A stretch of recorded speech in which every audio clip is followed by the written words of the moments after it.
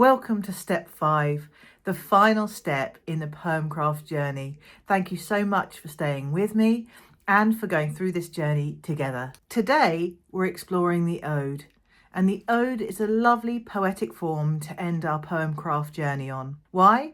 Because odes celebrate or reflect on one specific topic that's important to you. And in this step, you'll get to choose which poetic skills you prefer from the ones that we've looked at and explored so far. We've experimented with similes, rhythm, storytelling, refrains, and rhyme. And every poet gradually discovers the techniques that feel most natural to them. Today's tasks give you the opportunity of making those choices for yourself today. So grab your booklet and we'll go through step 5 together.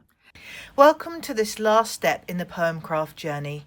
We're on step 5, and today we're looking at the ode, and the poetic skill that we'll be focusing on is you get to decide. We've looked at similes, we've looked at rhythm, we've looked at rhyme, we've looked at refrains. There's so many more for you to decide to choose which works best for you. Some techniques will sit better, some will have stuck more firmly in your mind, and when you create your own ode today, you'll be able to choose which patterns, poetic patterns you'd like to do. You're experts by now in the Poemcraft layout. We get a little bit of information about the poetic form, which is the ode. Now, the only thing to remember going forward about the ode is that the ode celebrates or reflects upon one specific thing that's important to the poet and is addressed directly by them. You'll see an example of that in very shortly. These are how to spot traditional odes. Traditional odes have certain set patterns that poets like to adhere to. So there's two types of poems. It can be passionate or it can be reflective, and those have technical names which we can go into later. The passionate form has a 3-part structure which has, again, a very specific and technical name. You don't have to remember those technical names.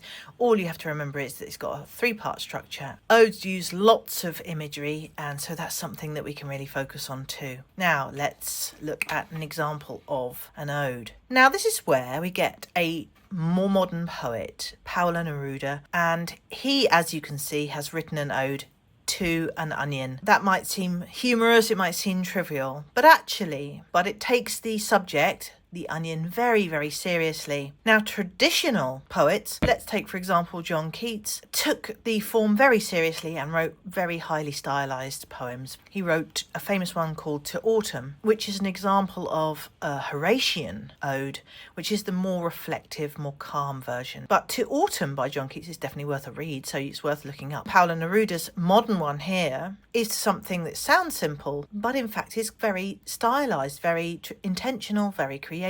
Let's look at it more closely. This is an extract from his poem, and I'm going to read you the extract because you'll see that Paolo Neruda is choosing a Pindaric, which is the passionate ode. He uses a traditional structure. It still is very recognisably modern. You can see the line lengths are different. There's no specific rhyming structure. And although the language is very intentionally chosen, and that structure is very intentionally chosen, we'll read through it and you can see why it's a really important poem, even though it's only to an onion. Star of the poor, fairy godmother, wrapped in delicate paper, you rise from the ground, eternal, whole, pure, like an astral seed. And when the kitchen knife cuts you, there arises the only tear without sorrow. You make us cry without hurting us. I have praised everything that exists, but to me, onion, you are more beautiful than a bird of dazzling feathers. You are to my eyes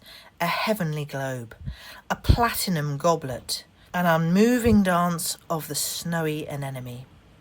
And the fragrance of the earth lives in your crystalline nature. Of course, you can see how beautifully constructed this is, despite the fact that it's to something simple. Different things are important to different people. Whereas traditionally people might have written to something very, very grand, a whole season in John Keats's case, whereas Neruda is pointing out that onions are very, very important to poor people. They're just as important as, say, pearls are to a grand duchess, and they bring something special to the poor person's life. And so to him, the onion is central to their lives because it brings people together around the beauty of food. So here we have the structure of the passionate ode, the Pindaric ode, and that is that it has a strophe, an antistrophe, and an epode. Now that just means you open up the poem with an indication of what you're writing about and why it's special. You have the antistrophe, which raises why somebody might not see your subject as special and why it's special to you. And you have the epode, which basically reiterates why it's special. Even though this is only an extract from Paolo Neruda's poem, we still can see that three-part Pindaric structure. If you look up Keats's To Autumn, you can see that reflective Horatian calm style ode that doesn't have that structure. But of course, remember that poetry becomes your own. For an ode to be an ode, it just needs to celebrate something specific and talk directly to that, as if the subject is being spoken to by you, the poet. As before, you have to look at and see which patterns we can apply. Now we'll find some of the patterns here, as before, when we try and find those in the poem. You've done this before, so you don't need me to go through it. This is your chance now to go through the poem by yourself, independently. Remember, you're going to make mistakes, and it doesn't matter. You're going to correct yourself. You're going to get things wrong. Read around the subject. Consider how poets do things differently. They don't always follow the patterns, and now you get to write an ode of your own. So you've got to decide what subject is important to you. Is it like Paolo Neruda and you pick a simple subject, or is it going to be something grand, a whole season like Keats? Or are you going to write about something specific to you or something that's general to the world? So you might write to a tree, you might write to my trash can. It can be literally anything, and you've got to decide that. The only rule is that you choose a single subject and that you address them directly. The rest of the time, in terms of poetic skills, we've looked at rhyme, we've looked at rhythm, we've looked at stanzas, we've looked at refrains, we've looked at similes and other descriptive language, and we've looked at a passionate and calm tone. So all of those skills you can choose. Using any of them is fine. Don't let the blank page worry you at all. I should point out that I've rubbed out one that I started and one that I modelled for you because I forgot to turn on my recording device. So I'm going to do an entirely different one. So the one I did in draft was summer, and I did it off the cuff. I'm going to choose a different topic, but it's going to be equally off the cuff. I've just looked at my bicycle, so I'm going to choose to my bike. Now I get to choose whether I rhyme, what rhythm I choose, stanzas. I think I might choose stanzas. I'm not going to make my rhythm too jerky, but I want it to sound natural because I want it to sound relatively modern to suit the object that I'm focusing on. I'm not going to have a refrain, I don't think, because it's not usual for an ode. Do I want a three-part structure? I don't think I'm going to have time, and I think I would bore you if I was to do something that structured. You'll have more time when you do it yourself, so you could choose to do that or not.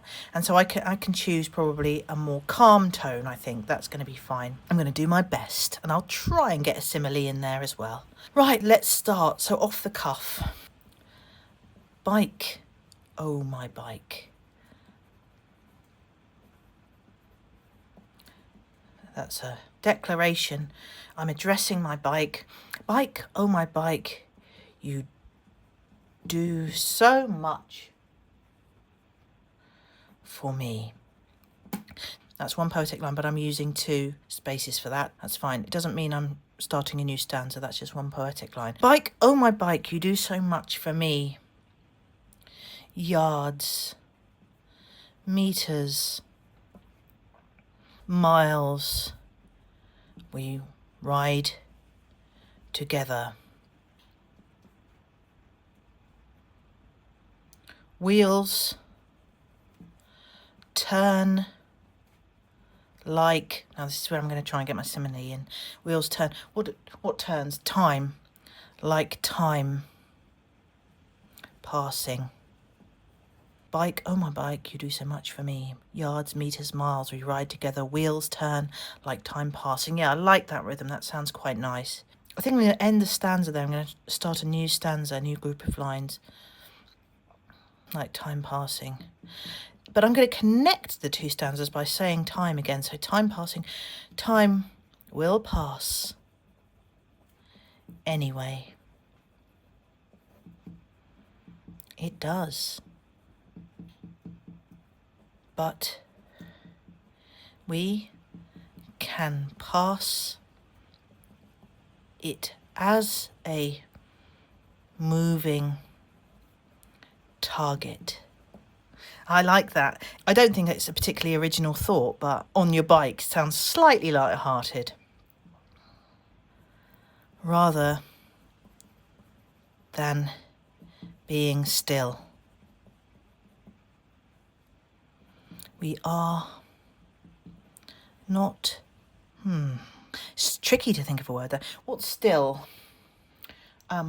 Models stand still. Buildings. We are not buildings.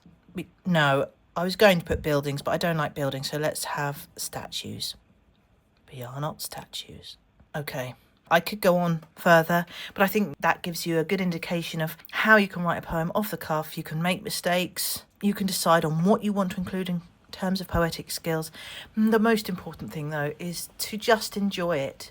Enjoy going through this booklet, just like you have all the others, deciding what skills you want to focus on, reading some examples, learning a bit more, identifying some of those patterns, and then bringing any patterns, any skills you want to your own creation. Remember, your poem doesn't have to look like anyone else's, and in fact, it's a wonderful way of exploring and expressing your own poetic, unique style. When you've finished, I'd really love to hear some of your experiences and possibly some of your poems if you'd like to share them with me in the comments. And please do come back for my final message. Congratulations on completing your Poemcraft journey. I hope you feel more confident about approaching poetry than you did before. But most importantly, I hope you've discovered that poetry isn't just for experts and it doesn't belong in dusty books.